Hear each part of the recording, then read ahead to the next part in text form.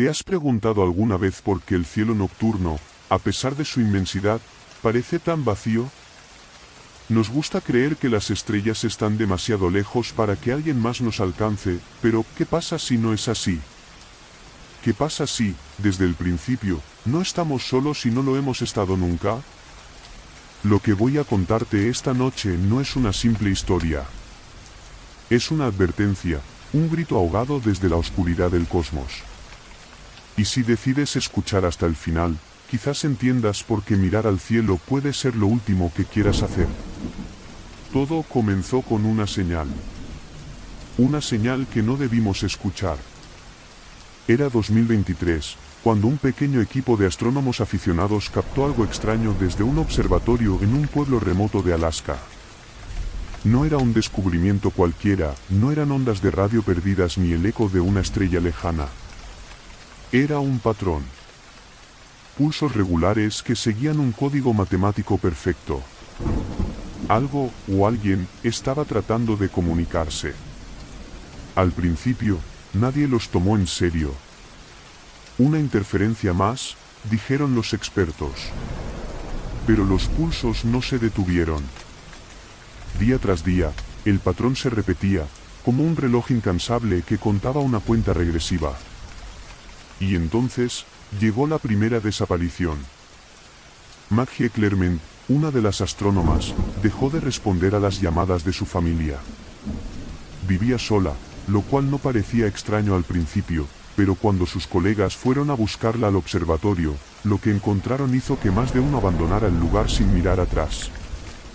Su oficina estaba perfectamente ordenada, excepto por un detalle, una figura tallada con precisión en el suelo. Un círculo enorme, lleno de símbolos que ninguno de ellos pudo reconocer. Las paredes estaban cubiertas con ecuaciones escritas frenéticamente, pero lo más perturbador fue su telescopio. A través de su lente, apuntaba hacia un punto exacto en el cielo, como si ella hubiese encontrado algo, o algo la hubiera encontrado a ella. Cuando la policía llegó, el círculo ya no estaba.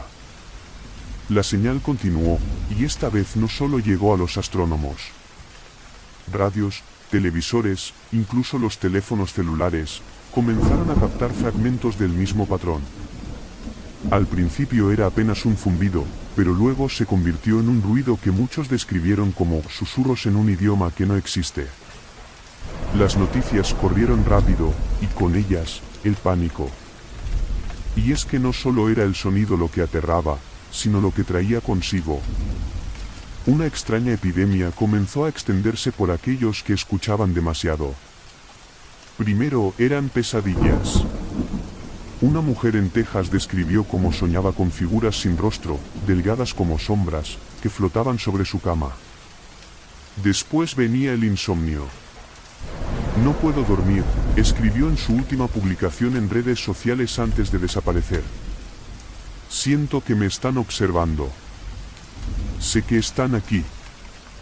Las desapariciones aumentaron exponencialmente en cuestión de semanas. Nadie sabía qué estaba pasando. Nadie podía explicarlo. Pero alguien lo intentó. El profesor Harold Greene, un experto en criptografía, dedicó sus días y noches a descifrar la señal. Esto no es un simple mensaje, dijo en su última entrevista. Es una invitación. Y creo que algunos de nosotros ya la hemos aceptado. 2 días después, Greene fue encontrado en su laboratorio, con los mismos símbolos tallados en su cuerpo, como si alguien o algo los hubiese quemado en su piel. Sus ojos, completamente negros, parecían mirar directamente a quien se atreviera a observarlo. Pero lo que causó más terror fue lo que sostenía entre las manos, un dibujo que había hecho minutos antes de morir. En él se veía una figura humanoide, pero sus extremidades eran grotescamente largas, y sus ojos, igual de negros que los del profesor, parecían sangrar tinta.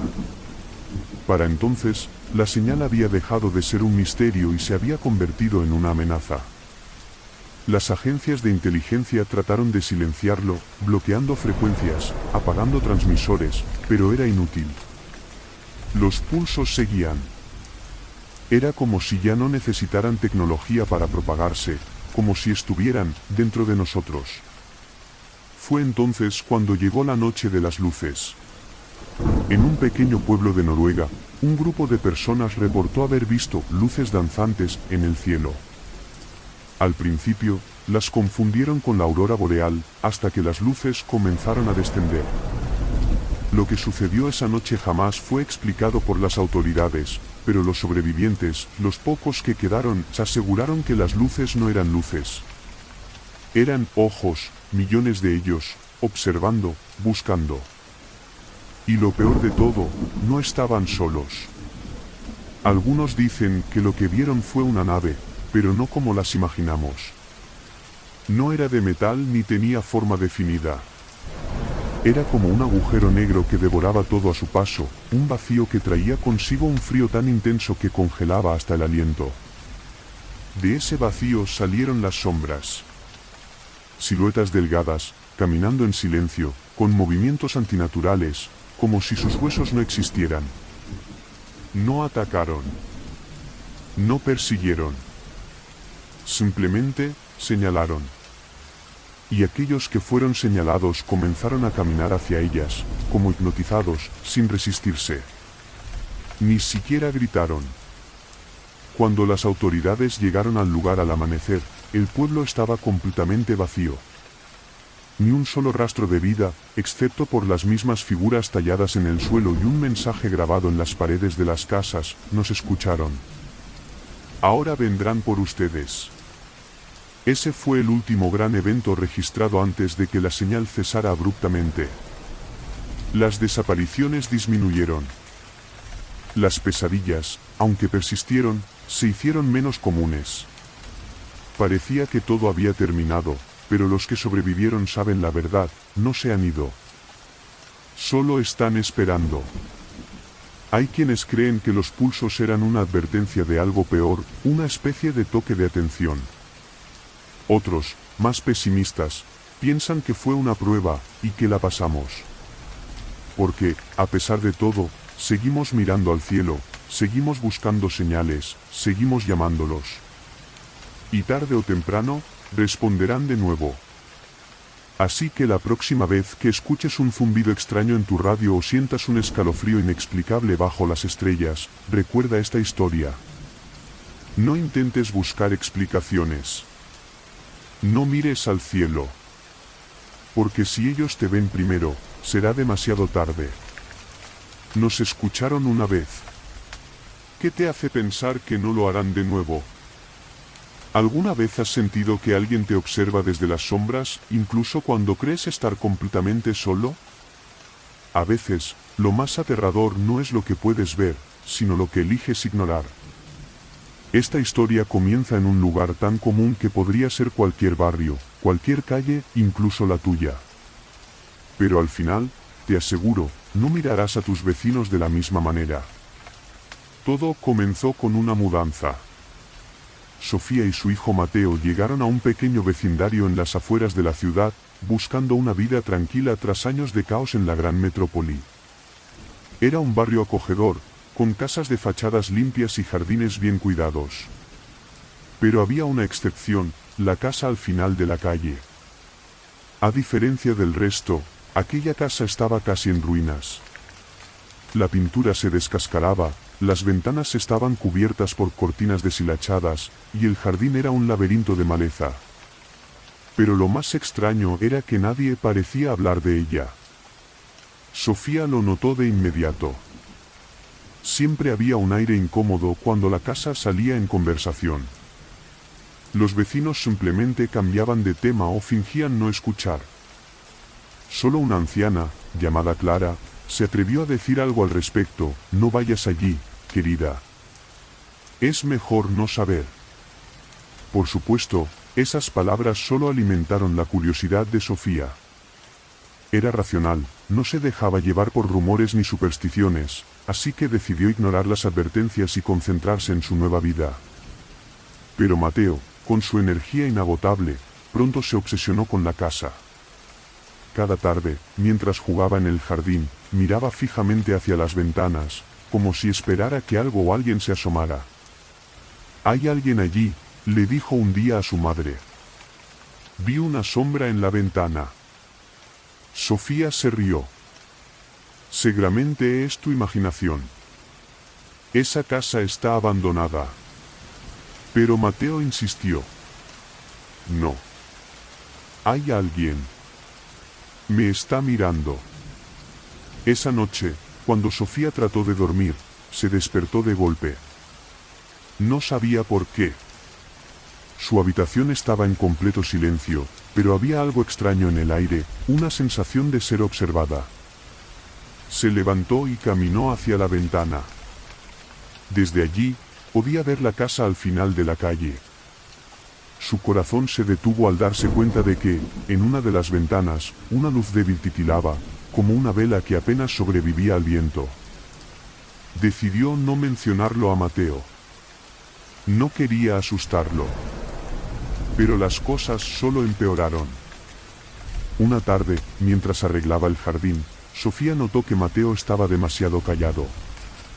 Cuando lo buscó, lo encontró en la cerca que separaba su casa de la misteriosa vivienda. Estaba parado allí, mirando fijamente al otro lado, como hipnotizado. «Mateo, ¿qué haces?», le gritó. El niño no respondió, pero justo antes de que pudiera alcanzarlo, dio un paso atrás, como si algo invisible lo hubiera empujado. «Me habló», dijo, con los ojos llenos de lágrimas. «Me dijo que quería jugar».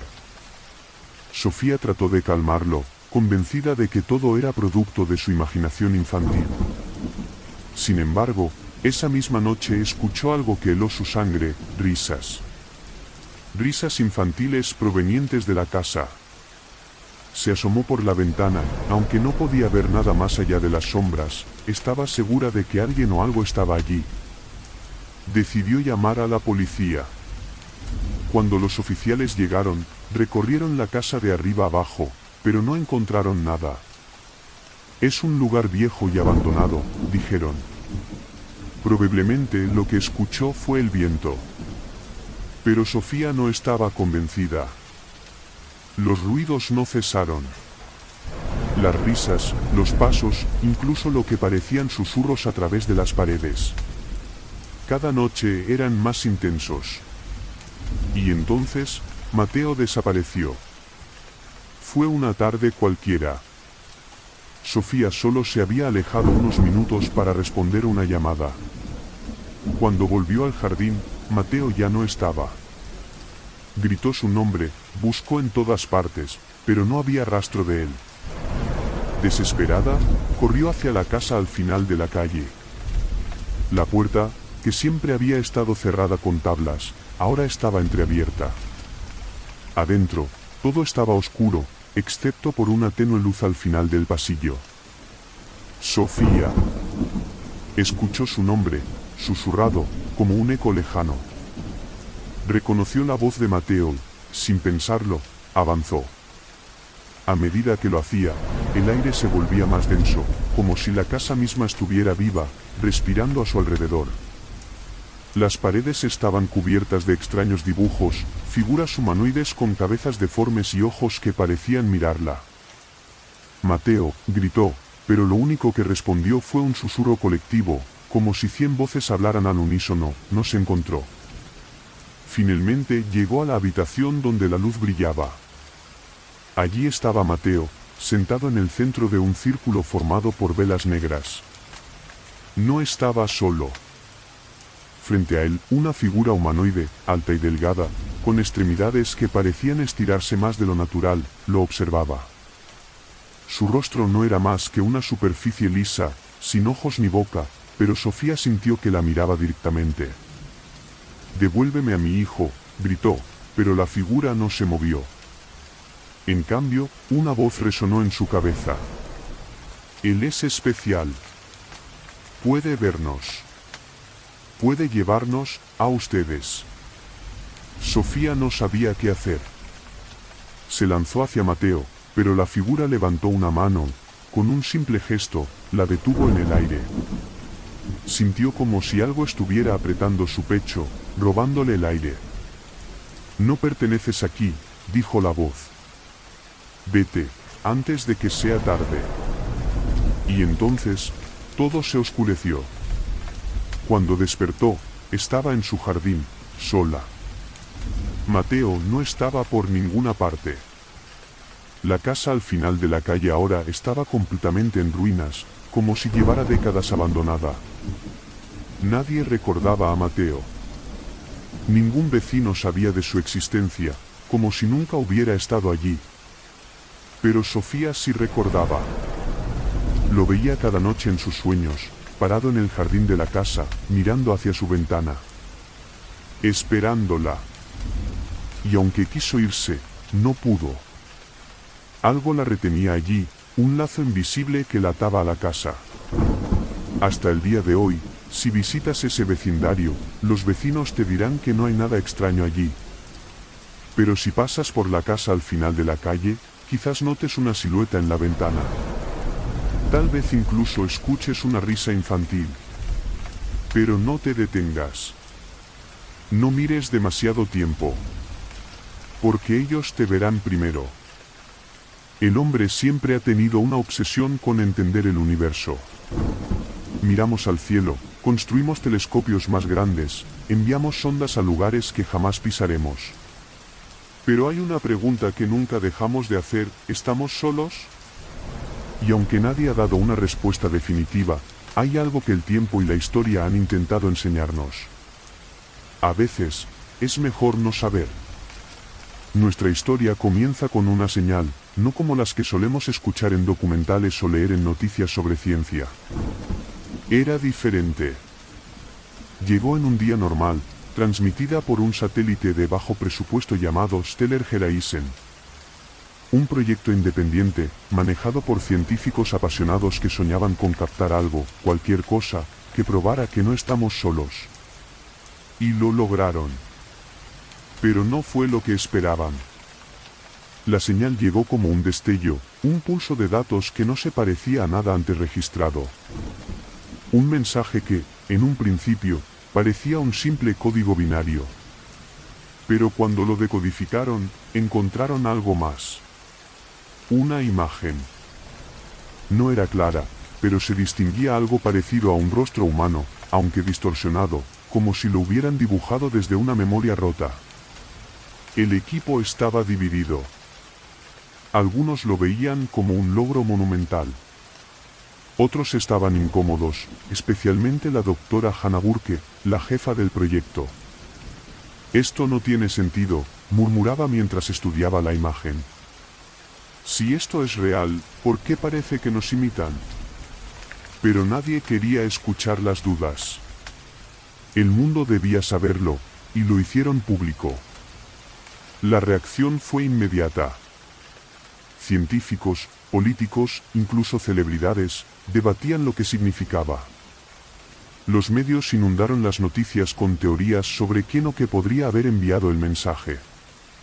Algunos decían que era una civilización avanzada tratando de comunicarse. Otros pensaban que era una advertencia.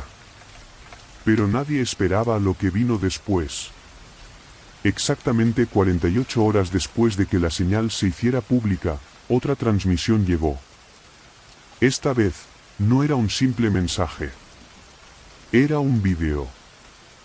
Mostraba lo que parecía ser un planeta extraño, un paisaje desolado bajo un cielo que ardía en tonos rojizos. En el fondo, estructuras colosales, demasiado grandes y complejas para ser obra humana, se alzaban como testigos de un pasado antiguo. Pero lo más perturbador era lo que aparecía en primer plano. Había figuras humanoides, de pie, inmóviles, mirando directamente a la cámara.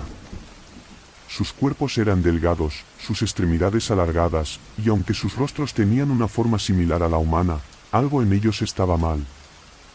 Sus ojos, enormes y negros, parecían mirar más allá de la pantalla, como si observaran directamente a quien estuviera viendo el vídeo. No dijeron nada. Solo miraron. Luego, la transmisión se cortó. La doctora Burke estaba al borde del colapso.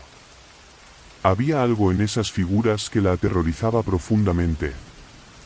Esto no es comunicación, dijo durante una reunión de emergencia. Es una declaración. No están tratando de decirnos nada. Nos están mostrando lo que viene. Las señales continuaron. Cada 48 horas, un nuevo vídeo llegaba. Cada uno mostraba algo más cercano. Primero, imágenes del sistema solar, captadas desde un punto que no correspondía a ninguna nave humana. Después, la Tierra vista desde la órbita. Luego, ciudades específicas, Nueva York, Londres, Tokio. Las imágenes eran cada vez más detalladas, como si alguien estuviera observándonos más de cerca. Y luego, comenzaron las desapariciones. La primera fue un técnico de Stellar Horizon. Un hombre joven, dedicado, que había estado trabajando sin descanso para descifrar las señales. Una noche, simplemente no regresó a casa. Cuando buscaron en las grabaciones de seguridad del laboratorio, lo vieron mirando fijamente a una de las pantallas que mostraba una de las transmisiones. De repente, se levantó, caminó hacia la salida, y desapareció en la noche. Nunca se lo volvió a ver. El patrón se repitió. Personas de todo el mundo comenzaron a desaparecer, aparentemente al azar. Algunas dejaban pistas, ventanas abiertas, puertas sin cerrar, pero nunca un signo de lucha.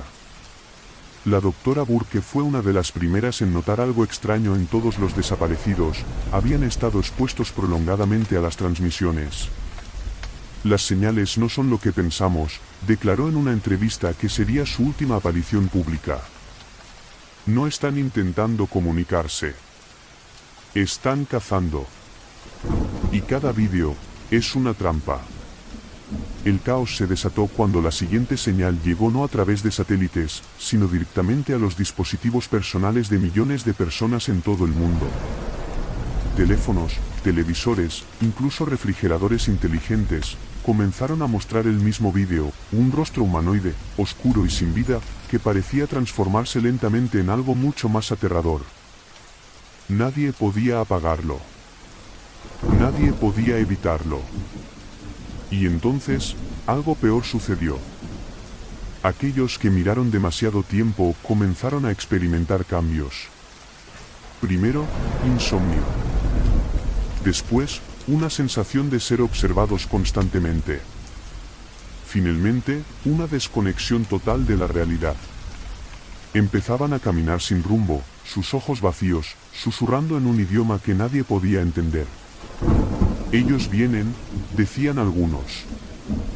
Ya están aquí. Cuando la doctora Burke desapareció, su equipo encontró una nota escrita a mano en su oficina. Decía, no estamos viendo las señales. Ellas nos están viendo a nosotros. El mundo nunca volvió a ser el mismo.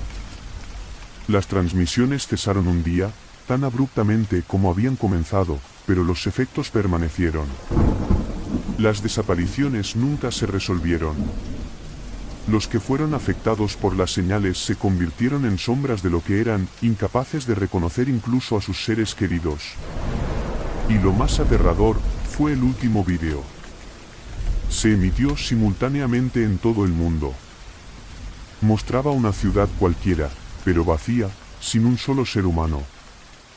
Las cámaras se desplazaban lentamente, mostrando calles desiertas, edificios en ruinas y, al final, una figura de pie en el centro de todo. Su cuerpo era imposible de describir, como si fuera una mancha que no encajaba en este mundo. Y entonces, habló. Su voz era un eco, un susurro que parecía venir de todas partes. Ya nos vimos, dijo. Pronto, estaremos juntos. La transmisión se cortó, y con ella, las luces en todo el mundo parpadearon una vez. Desde entonces, no ha habido señales. Ningún otro vídeo.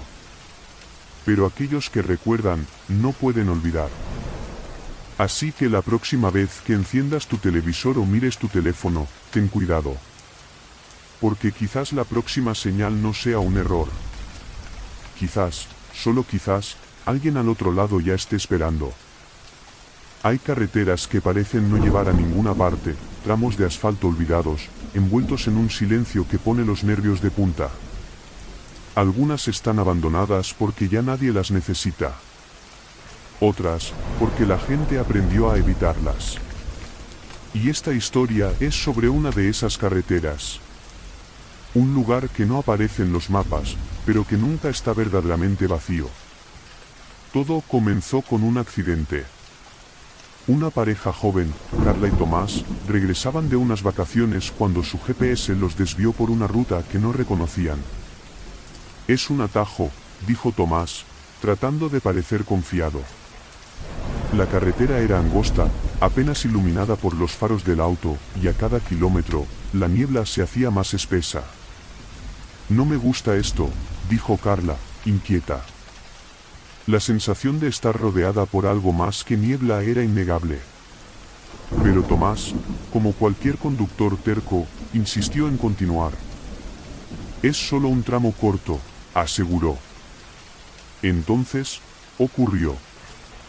Una figura apareció de la nada frente al auto. Tomás giró bruscamente el volante, perdiendo el control. El vehículo salió de la carretera y se detuvo con un golpe seco contra un árbol.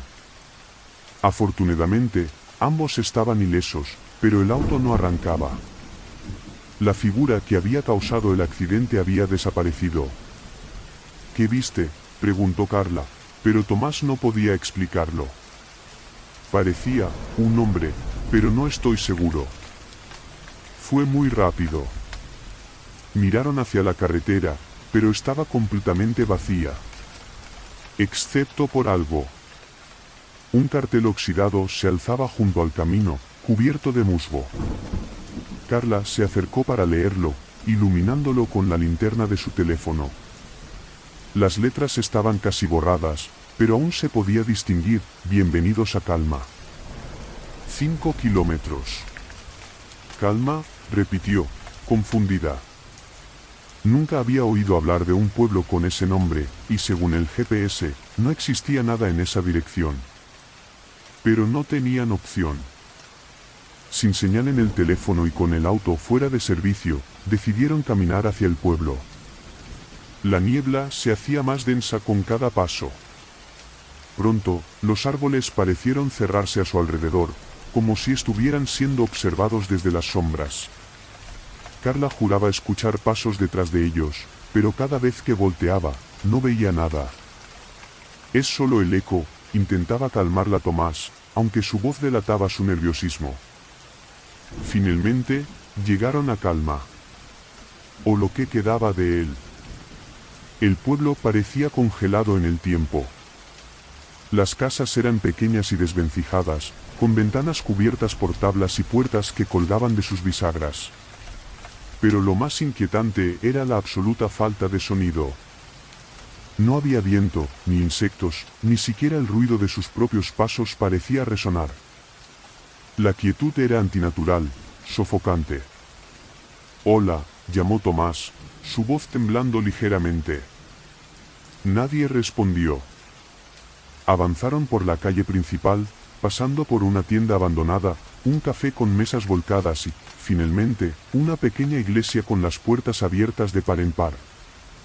Fue allí donde vieron el primer signo de vida, o algo que se le parecía. Una figura estaba de pie en el altar. Parecía humano, pero su postura era demasiado rígida, como si fuera una estatua. Su cabeza estaba inclinada hacia un lado, y aunque tenía rasgos faciales, estos eran vagos, borrosos, como si alguien los hubiera dibujado apresuradamente. Carla se aferró al brazo de Tomás, pero antes de que pudiera decir algo, la figura se giró lentamente hacia ellos. «¿Por qué están aquí?», preguntó con una voz hueca, como un eco que no pertenecía a este mundo. Tomás intentó responder, pero las palabras se le atoraron en la garganta. La figura dio un paso hacia ellos, y entonces, como si el pueblo entero despertara, las puertas de las casas comenzaron a abrirse. Más figuras salieron, todas con el mismo rostro indistinto y movimientos extrañamente mecánicos. Rodearon a la pareja en silencio, observándolos con ojos que no parecían ver. «Tenemos que irnos», susurró Carla, aterrada. Pero cuando intentaron retroceder, las figuras bloquearon el camino. Se quedan, dijo la figura del altar, su voz resonando en sus cabezas. La niebla los trajo. La niebla decide. De repente, Carla notó algo extraño en sus manos. Su piel comenzaba a desvanecerse, volviéndose translúcida. Tomás gritó, mostrando sus manos, pero él no la escuchaba. Estaba mirando fijamente a una de las figuras, como hipnotizado. Tomás, vámonos, insistió, sacudiéndolo, pero era inútil. Él comenzó a caminar hacia el altar, sus movimientos cada vez más lentos, como si algo lo estuviera absorbiendo. Desesperada, Carla trató de arrastrarlo de vuelta, pero sus piernas se sentían pesadas y su visión comenzaba a nublarse. El pueblo parecía transformarse a su alrededor. Las casas, la calle, incluso el cielo, se desmoronaban como un papel quemado, revelando un vacío oscuro que lo devoraba todo. Carla escuchó sus propios gritos, pero se desvanecieron en el silencio eterno de la niebla. Cuando volvió en sí, estaba sola. Estaba de pie en medio de la carretera, junto al auto destrozado. Su teléfono tenía señal. Todo parecía normal. Pero Tomás ya no estaba. Lo buscó durante horas, días, semanas, pero nunca volvió a verlo. Nadie creyó su historia, excepto un hombre mayor que trabajaba en una gasolinera cercana. Cuando le mencionó el pueblo de Calma, el hombre se quedó en silencio. Finalmente, dijo, esa carretera no lleva a ninguna parte buena. La gente que entra, no siempre sale. Hoy, Carla sigue buscando respuestas. Pero cada vez que encuentra una carretera envuelta en niebla, siente que algo la llama desde las sombras. Una voz familiar. La voz de Tomás. Y cada vez, lucha contra el impulso de responder. Porque sabe que, si lo hace, no habrá vuelta atrás. Tal vez tú también te encuentres con una carretera así algún día. Si lo haces, te advierto, no sigas la niebla. Porque lo que te espera al final no es un pueblo. Es el olvido. Hay historias que parecen sacadas de un mal sueño, relatos que circulan en pueblos pequeños y terminan siendo susurrados junto a fogatas. Pero a veces, esas historias tienen un núcleo de verdad. Esta es una de ellas. Y después de escucharla, mirarás al cielo con otros ojos. Fue en una tranquila comunidad rural, rodeada de campos interminables y cielos despejados. Allí vivía Jaime, un granjero solitario que pasaba sus días trabajando la tierra que había heredado de su abuelo. La vida en el campo era rutinaria, casi monótona, pero esa tranquilidad era justo lo que Jaime apreciaba. O al menos, eso pensaba hasta la noche en que todo cambió. Era un viernes cualquiera, y el cielo estaba particularmente claro, lleno de estrellas que parecían más brillantes de lo normal. Jaime estaba sentado en el porche, disfrutando de un café caliente, cuando notó algo extraño en el horizonte. Una luz. Al principio pensó que era el faro de algún vehículo, pero la luz no se movía como debería. Era estática, pero pulsaba, cambiando de intensidad como si estuviera respirando. Un dron, tal vez, murmuró para sí mismo, aunque algo en su interior le decía que no era eso. La luz parecía demasiado lejana, pero también demasiado brillante para ser algo tan común. Decidió ignorarlo y se fue a dormir. Sin embargo, a mitad de la noche, un zumbido lo despertó. Era un sonido bajo, constante, como si una colmena gigante vibrara en el aire. Salió al porche, y allí estaba de nuevo, la luz, pero mucho más cerca, suspendida sobre el campo como un faro silencioso. Jaime sintió un escalofrío recorrerle la espalda. No tenía explicación para lo que veía, pero su instinto le gritaba que no se acercara. Al día siguiente, durante una visita al pueblo, intentó mencionar lo sucedido. Pero las miradas incómodas y las respuestas evasivas de los vecinos dejaron claro que no era el primero en ver algo así. Una anciana, conocida por sus cuentos extraños, le susurró: si ves la luz, no salgas. No quieren que los mires. Jaime trató de reírse del comentario, pero la idea se quedó con él. Esa noche, la luz regresó, más brillante que antes, y el zumbido llenó el aire de nuevo.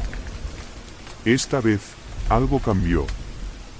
Mientras la miraba, notó sombras moviéndose en su periferia, figuras que no lograba distinguir claramente, pero que parecían humanas, casi. Se desplazaban alrededor de la luz, entrando y saliendo de su resplandor como si fueran parte de ella. Y entonces, la luz se apagó. En el instante en que todo volvió a la oscuridad, Jaime sintió un peso en el pecho, como si el aire se hubiera vuelto más denso. Un fuerte golpe resonó en el granero cercano. Con un machete en mano, se armó de valor y fue a investigar. El interior del granero estaba completamente oscuro, salvo por un extraño brillo proveniente del suelo. Allí, en el centro, encontró algo que parecía una piedra, pero su textura era demasiado lisa, casi metálica, y pulsaba con un leve resplandor azul. Cuando la tocó, un escalofrío recorrió su brazo, y por un momento, tuvo la visión de algo incomprensible, un lugar sin horizonte, lleno de estructuras flotantes y figuras humanoides con extremidades que se doblaban en ángulos imposibles. Tiró la piedra y corrió de regreso a su casa, cerrando todas las puertas y ventanas. Pero ya era tarde. El zumbido regresó, más fuerte que nunca, y las luces comenzaron a rodear su casa. Había 3, 4, tal vez más, girando como si estuvieran comunicándose entre ellas. Entonces, los vio. Las figuras humanoides que había vislumbrado en su visión estaban allí, paradas en el borde del campo. Su piel era grisácea, y sus cuerpos parecían delgados, pero tensos, como si estuvieran hechos de un material diferente al de cualquier ser vivo conocido. No tenían ojos visibles, pero Jaime sintió que lo observaban directamente. «Váyanse», gritó, agitando el machete. Pero ellos no se movieron.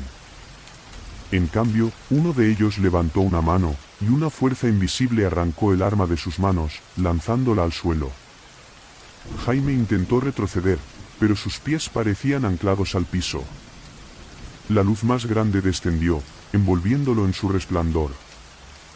Jaime sintió que el suelo desaparecía bajo él, y de repente, estaba en otro lugar. Era un espacio vacío, sin paredes, pero encerrado. Frente a él estaban las figuras, pero ahora más definidas. Sus rostros eran una mezcla de humano y algo alienígena, con rasgos que se movían y cambiaban como si estuvieran hechos de líquido. «Coleccionamos», dijo una voz, pero no salió de sus bocas. Estaba en su mente, resonando como un pensamiento impuesto. «Tomamos lo que queda». «¿Qué quieren?», logró decir Jaime, aunque su voz temblaba. «Estudiar. Conservar. Para cuando ya no estén». Antes de que pudiera procesar lo que significaba, la luz lo envolvió de nuevo. Despertó al amanecer, tirado en el campo, rodeado de círculos perfectos quemados en el pasto. Al mirar su reloj, se dio cuenta de que habían pasado 3 días. Volvió al pueblo, buscando respuestas, pero nadie quiso escucharlo. Excepto la anciana. Ella le mostró un cuaderno lleno de dibujos, cada uno de ellos idéntico a lo que Jaime había visto, las figuras, las luces, los círculos. «Aparecen cada generación», dijo. «Eligen a algunos. A otros, los borran». Desde esa noche, Jaime nunca volvió a ver las luces. Pero sabía que no se habían ido. Cada vez que estaba solo en su campo, sentía su presencia, como si lo estuvieran observando desde más allá de su visión. Y entonces, comenzó a notar algo extraño, los recuerdos de las personas en el pueblo eran inconsistentes. Algunos ya no recordaban a ciertos vecinos. Otros mencionaban eventos que jamás ocurrieron. Jaime entendió lo que los coleccionistas querían decir con conservar. No solo estudiaban. Reescribían. Borraban. Así que la próxima vez que estés bajo un cielo estrellado y veas una luz extraña en el horizonte, recuerda, no todo lo que brilla es para ser admirado. Algunas luces no son faros. Son redes. Y tú podrías ser lo siguiente que recojan. En el rincón más oscuro del océano Atlántico, donde el agua parece tragarse la luz y el aire carga un peso invisible, yace la estación Hubble. Construida como un observatorio submarino de última tecnología, su propósito era estudiar las anomalías magnéticas que los científicos habían detectado en esa región. Pero lo que encontraron allí no era algo que la ciencia pudiera explicar. Era algo que nunca debieron desenterrar. Nuestra historia comienza con un mensaje. Una transmisión de emergencia que llegó a la base de operaciones en la superficie, acompañada de un archivo de audio apenas inteligible. Esto es Hubble, decía una voz distorsionada. Algo está aquí. No estamos solos. La transmisión se cortó antes de que pudieran responder. El equipo de rescate fue enviado inmediatamente. Descendieron a las profundidades con cautela, cruzando el abismo hacia la estructura masiva de acero y vidrio de la estación. Al llegar, encontraron la entrada principal abierta de par en par, las luces interiores parpadeando débilmente, y una sensación abrumadora de abandono. Pero lo más inquietante era el silencio. Nadie respondía a las llamadas por radio. El líder del equipo, Elena Vargas, fue la primera en entrar. Estén atentos, dijo, con una firmeza que ocultaba su creciente nerviosismo. A medida que avanzaban por los pasillos estrechos y fríos, comenzaron a notar los signos de algo fuera de lugar. Paredes cubiertas de un limo negro desconocido. Instrumentos destrozados. Y lo peor, las marcas. Cortes profundos en el metal, como si algo con garras enormes hubiera pasado por allí. Esto no es natural, murmuró uno de los técnicos. Pero no era solo el daño físico lo que los inquietaba. Era la sensación de que estaban siendo observados, como si algo los acechara desde las sombras. En el centro de control, encontraron el primer indicio de lo que había ocurrido.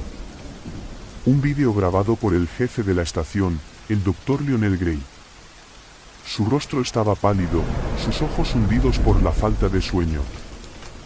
Hubble, ha sido un error, dijo en un susurro.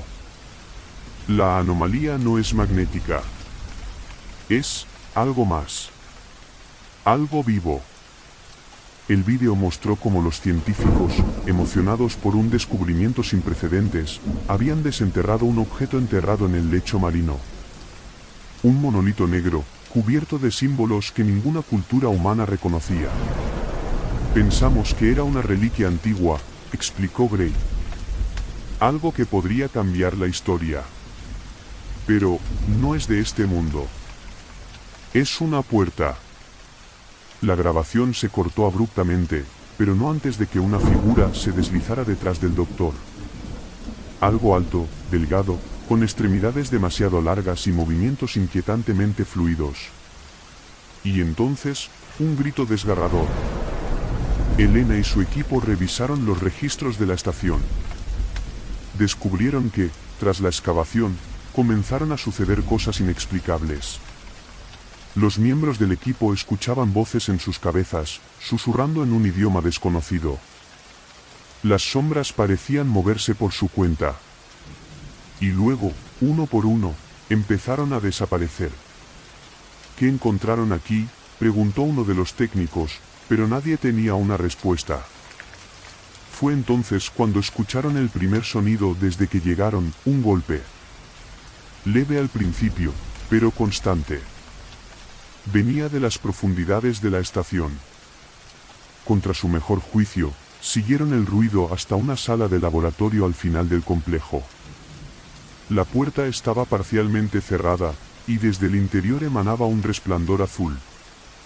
Elena empujó la puerta, y lo que vio hizo que el aire se le atascara en la garganta. El monolito estaba allí, flotando en el centro de la habitación, rodeado por un remolino de luz que parecía devorar el espacio a su alrededor. Pero no estaba solo. Alrededor del monolito, varias figuras estaban de pie, inmóviles, como estatuas. Sus rostros eran humanos, pero sus cuerpos estaban distorsionados, fusionados con la materia negra que cubría las paredes. Uno de ellos giró lentamente la cabeza hacia ellos, y en un tono grave y gutural, dijo, «La puerta se abrió». Antes de que pudieran reaccionar, el monolito comenzó a vibrar. La luz azul se intensificó, y de su superficie emergieron sombras que no tenían forma definida. Eran pura oscuridad, moviéndose con una velocidad antinatural. Una de las sombras alcanzó a un miembro del equipo, y en un instante, su cuerpo fue consumido, dejando solo un eco de su grito. Elena ordenó la retirada inmediata. Corrieron a través de los pasillos, pero la estación parecía viva, cambiando a su alrededor. Puertas que antes estaban abiertas ahora estaban cerradas. Pasillos que deberían llevar a la salida los llevaban de regreso al monolito. Y las sombras los seguían, cada vez más cerca. Finalmente, llegaron a la salida principal, pero solo Elena y dos técnicos lograron subir al submarino. Mientras ascendían a la superficie, miraron hacia atrás y vieron la estación siendo envuelta por el resplandor azul. Una figura emergió del monolito, alta y sin rostro, mirando directamente hacia ellos antes de desaparecer en el vacío. Cuando alcanzaron la base de operaciones, solo quedaba una opción, sellar la zona y olvidarla. Pero Elena sabía que no era tan simple. Durante días después de su regreso, no podía dormir. Escuchaba voces en la oscuridad, susurrando las mismas palabras que los científicos habían registrado antes de desaparecer. Es una puerta. Y está abierta. Hoy, la estación Hable que es solo un rumor, un nombre que aparece en documentos clasificados y teorías de conspiración. Pero Elena vive con un miedo constante. Porque sabe que lo que despertaron en las profundidades no se quedará allí para siempre. Algún día, encontrará otro camino. Y cuando lo haga, no habrá lugar seguro en la tierra para esconderse. En el pequeño pueblo de Green Hollow, aislado por densos bosques y carreteras apenas transitadas, se encontraba una casa antigua que había pasado por generaciones de la familia Wills. Nadie sabía con certeza cuántos años tenía, pero todos conocían las historias. Algo habitaba en esa casa. Algo que no pertenecía a este mundo. Lena, la más joven de los Wills, había heredado la propiedad después de que su abuela falleciera. Aunque no creía en supersticiones, había crecido escuchando los susurros del pueblo, sonidos extraños en la noche, luces que bailaban por las ventanas, y un sótano que nadie se atrevía a explorar. Pero Lena era práctica. La casa era grande, y venderla le tomaría tiempo. Así que se mudó, decidida a ignorar los rumores. La primera semana fue tranquila. Lena desempacó, exploró los rincones de la casa y comenzó a repararla. Pero había algo que no podía ignorar. Una puerta de madera al fondo del pasillo del primer piso, con un candado oxidado y grabados desgastados que no podía descifrar. Su abuela nunca había mencionado un sótano, y Lena no recordaba haberlo visto de niña. Una noche, mientras revisaba papeles viejos en la sala, el sonido de un golpe seco rompió el silencio. Venía del pasillo. Lena, algo nerviosa pero curiosa, tomó una linterna y caminó hacia la puerta del sótano. El candado estaba abierto. Eso no era posible. Ella no lo había tocado desde que llegó. Seguramente se cayó solo, murmuró, tratando de calmarse. Pero cuando abrió la puerta, una ráfaga de aire frío salió desde abajo, llevando consigo un olor metálico y rancio. Bajó los primeros escalones con cautela, iluminando la oscuridad con su linterna. El sótano era más grande de lo que esperaba, con techos altos y paredes de piedra desnuda. En el centro de la habitación había algo que no encajaba. Una silla de madera, con correas de cuero desgastadas en los brazos y las piernas. Encima de la silla, colgando del techo, una luz que no debía estar allí, un orbe brillante, flotando en silencio. Emitía un resplandor blanquecino que parecía moverse, pulsar, como si estuviera vivo. Lena se quedó paralizada, incapaz de apartar la vista. El orbe era hipnótico, y cuando lo miraba, escuchaba un murmullo, como un susurro distante. Pero no venía de afuera. Venía de su cabeza. Estás sola, Lena. Siempre lo has estado. Pero no tienes que estarlo más. Retrocedió, el corazón latiéndole con fuerza. Pero al dar el primer paso hacia la escalera, el murmullo se convirtió en una voz más clara. Quédate. Quiero conocerte. La voz no era humana. Era fría, mecánica, pero extrañamente dulce. Lena se dio la vuelta. Para su horror, el orbe se había movido. Ahora estaba flotando frente a ella, a la altura de sus ojos. Algo en su interior se agitaba, una figura borrosa, casi humanoide, que parecía luchar por salir. ¿Quién eres?, susurró Lena, sin saber por qué esperaba una respuesta. No soy quién, respondió el orbe. Soy qué. Y tú me abriste. Ahora estamos conectados. Lena no supo qué responder. Su instinto le gritaba que corriera, pero sus pies no se movían. Y entonces, el orbe comenzó a cambiar. Su brillo se desvaneció, y la figura en su interior se hizo más clara. Era alta, delgada, con extremidades que se alargaban de forma antinatural, como si estuvieran hechas de humo solidificado. No tenía ojos, solo una hendidura donde debería estar su rostro. Pero Lena sentía que la miraba directamente al alma. Necesito un anfitrión, dijo la figura, avanzando lentamente hacia ella. Este lugar me ha retenido demasiado tiempo. Lena logró reaccionar. Corrió hacia la escalera, tropezando mientras la voz resonaba en su mente, cada vez más fuerte. Subió los escalones y cerró la puerta de golpe, asegurándola con el candado. Pero el silencio que siguió fue peor. La casa entera parecía estar esperando algo. Esa noche, Lena no pudo dormir. Cada vez que cerraba los ojos, veía al orbe, sentía su presencia. Y entonces comenzó a oírlo otra vez, llamándola desde el sótano. Las siguientes semanas fueron un infierno. Lena intentó ignorarlo, pero la voz se hacía más insistente, más persuasiva. Le prometía cosas. Puedo darte lo que quieras. Puedo arreglar tu vida. Pero también la amenazaba. Si no me ayudas, buscaré otra forma. Y no será tan amable como esta. Desesperada, decidió investigar. Encontró un viejo diario entre las cosas de su abuela. En él, descubrió que el sótano había sido sellado generaciones atrás, cuando el bisabuelo de Lena, un astrónomo obsesionado con la vida más allá de la Tierra, afirmó haber recibido una respuesta.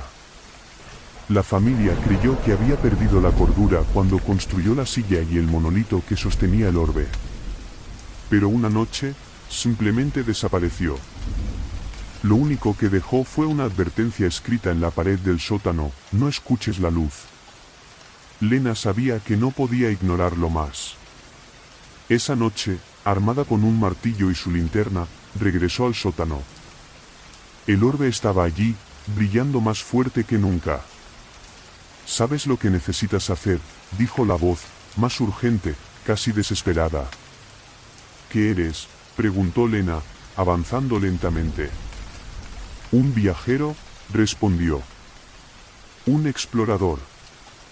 Pero estoy atrapado. Déjame entrar en ti. Te prometo que no te haré daño». Lena levantó el martillo. La figura en el orbe comenzó a gritar, pero no con palabras. Era un sonido que perforaba la mente, que llenaba cada rincón de su ser con un dolor insoportable. Cayó de rodillas, y en ese momento, el orbe se abalanzó hacia ella. La luz la envolvió, y por un instante, Lena sintió todo. El vacío del espacio, la inmensidad de mundos desconocidos, y la presencia de otros como el orbe, esperando, observando. Somos infinitos, dijo la voz, justo antes de que la oscuridad la reclamara. Cuando Lena despertó, estaba en su cama. La casa estaba en silencio. Corrió al sótano, pero la puerta estaba cerrada y el candado intacto. Por un momento, pensó que todo había sido un sueño. Hasta que vio su reflejo en el espejo. Sus ojos ya no eran completamente humanos. Y ahora, Lena ya no está sola. Escucha la voz del orbe constantemente, susurrando secretos del universo, revelando cosas que ningún ser humano debería saber. Pero lo que más teme no es lo que ya sabe.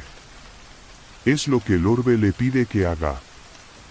Si alguna vez encuentras una puerta cerrada con un candado antiguo, piénsalo 2 veces antes de abrirla. Algunas cosas están selladas por una razón. Y no todas las luces llevan a la salvación.